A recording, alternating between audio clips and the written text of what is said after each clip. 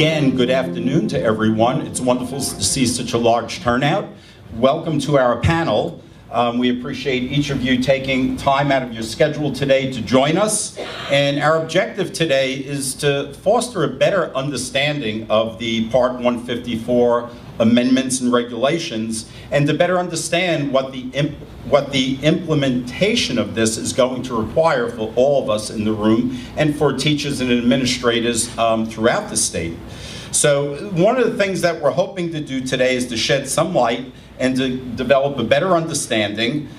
We must say that the Council of Administrators and Supervisors support the programs that do enhance ELL initiatives, but we are concerned about the new regulations and the impact that they are going to have in changing responsibilities for our members. We're concerned over the length of the regulations, they're over 100 pages, and the details that are contained within, and the way that the review and approval took place during the summer months. It did not take place during the school year when many stakeholders were available. But the revisions do include the following, and not limited to the following, but new language, English language identification processes, parent notification requirements, student placement review, including due process, additional record keeping, new program requirements, development of language proficiency teams, entry and exit criteria requirements, identification of students with disabilities, support and transition services, and professional development for staff. We have asked members of our group here today to submit their questions and concerns, so again we could better understand the revisions. And we've tried to summarize these and organize these into a coherent order today. We recognize that our panel represent different constituencies and that their responses are going to reflect that. And we appreciate, again, them taking time to share their understanding of the information to help us today. But we also recognize that no one in this room probably has all the answers to the many revisions in this amendment.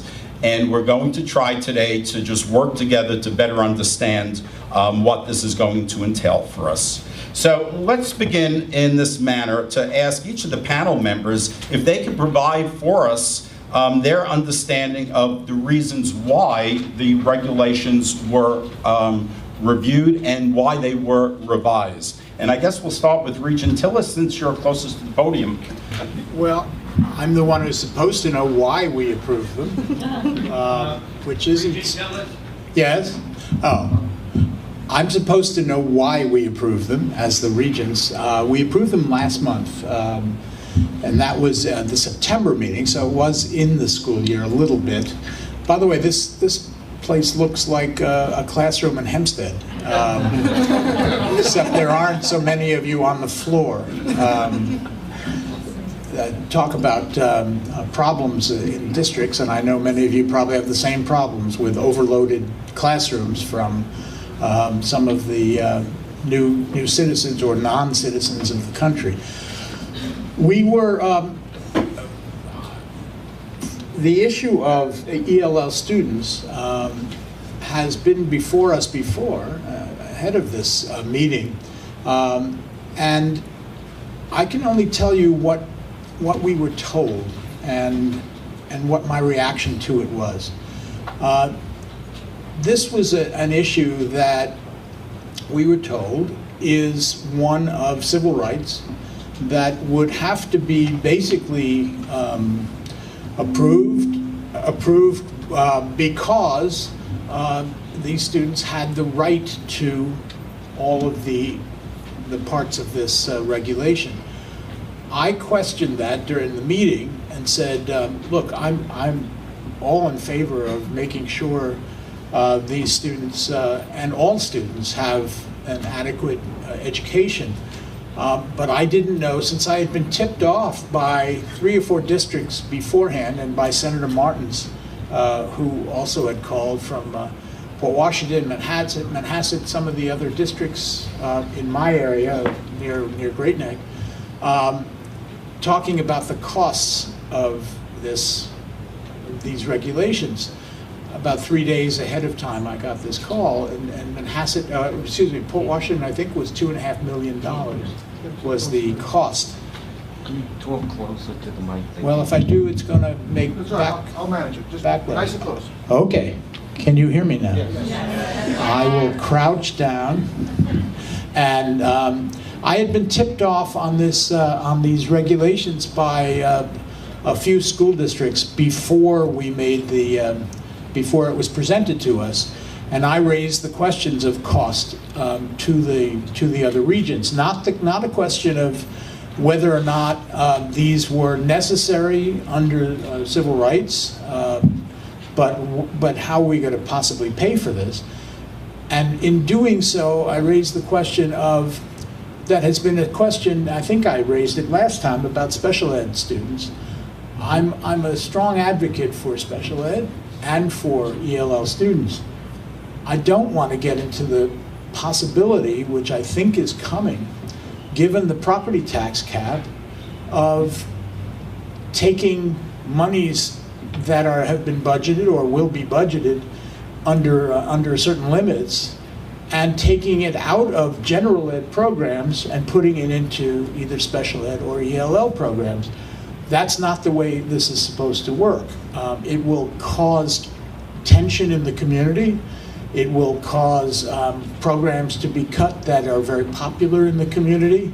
And while giving the civil rights, who's going to pay for those? And I had suggested that this was part of a federal responsibility, because the language here and in special ed often really come from USDOE,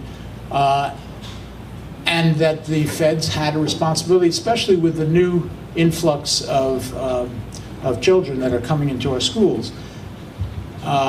And we, as regions, passed this regulation with an addendum to it that said we need to ask and seek funds for this, because I just feel that we're getting to the point that our general ed parents are going to have a rebellion, and I don't want to see that, and I don't know what the answer is. I was told, and I can only go by the experts, and we have people here that probably know more about the specifics than I do, since I didn't read 100 pages before our meeting. I only went by what districts told me. And I'm really concerned with the specifics, because I was told, again, by our staff and by the commissioner, that this was absolutely the minimum necessary to meet the civil rights requirements. In terms of what the rationale was, this is why we did it, and it should have been done long ago. I don't know if that's an answer for you, but that's what we were told. Thank you, Regent Tillis. Senator Flanagan, from your perspective, what did you see the need, or what do you understand the need for the change in regulations to be? You know what, this is a very interesting scenario, because when I look at the people who are seated up here, particularly the people in the audience as well, I play a unique role, but that doesn't make me anything special, because I probably know less on this issue than almost anybody in the room, because on a practical level, you are the ones that have to do all the real work when these regulations are implemented, and when, when the rubber meets the road. So I'm going to give a perspective in a couple of different ways. And I read some of the memos that have come from State Ed, which frankly are quite detailed and quite good.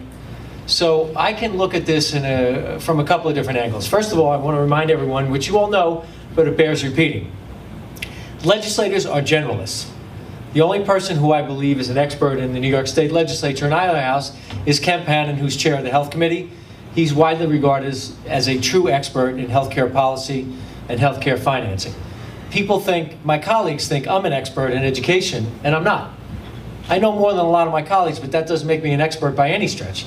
So I think it's important to recognize that, and I can tell you, and I know this is going to sound crazy in a way, the first real substantive discussion I had on this subject was with Tony Larino in my office over the summer.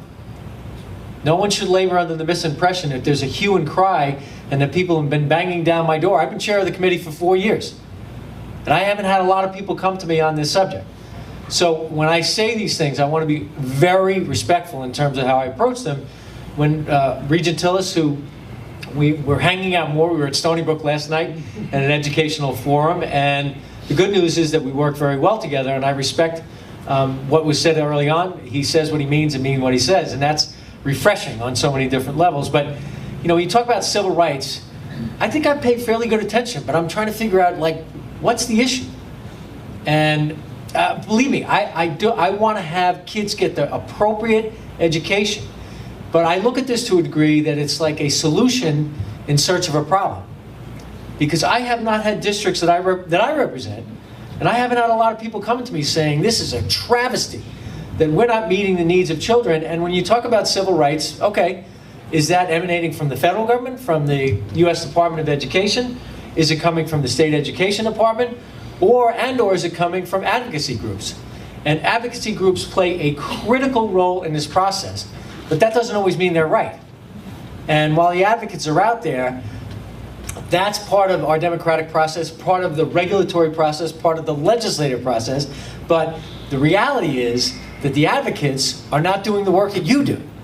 So you can be passionate, you can be dedicated, you can be forthright, but they may be pushing things that they don't understand what that will mean in reality.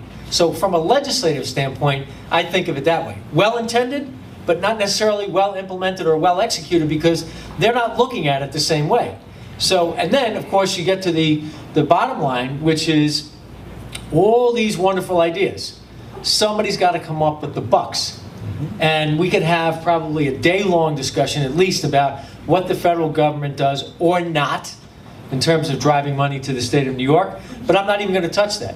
This is, I would say, from a legislative perspective, the part that really concerns me is the actual practical application and, commensurate with that, the cost. What exactly is this going to mean? Because I think of this, all right, 20 kids in a school versus now 20 kids in a district. All the other things in the regulations, I'm telling you right now, my colleagues are not going to pay attention to that. I don't care what your stripes are. Assembly, Senate, Democrat, Republican, we are going to hear, as Regent Tillis said, from school districts saying, we have to bus these kids, we have to do things, we're going to have to hire more personnel, and even if we happen to agree with you, you're killing us because you're not giving us the money.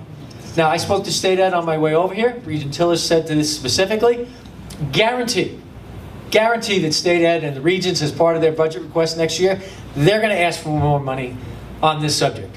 I'll guarantee that the next governor will not put a nickel in his proposed budget. I don't see any circumstance where there's going to be anything there, because what the governor will do is he's going to want to make State Ed advocate, he's going to want to make you advocate, and he's going to want to make the Assembly and the Senate be the ones that have to come up with the money. So I don't mean to throw cold water on what's going on, but I think there's an element of that is going to be very practical in terms of where we go. I just want to add one thing.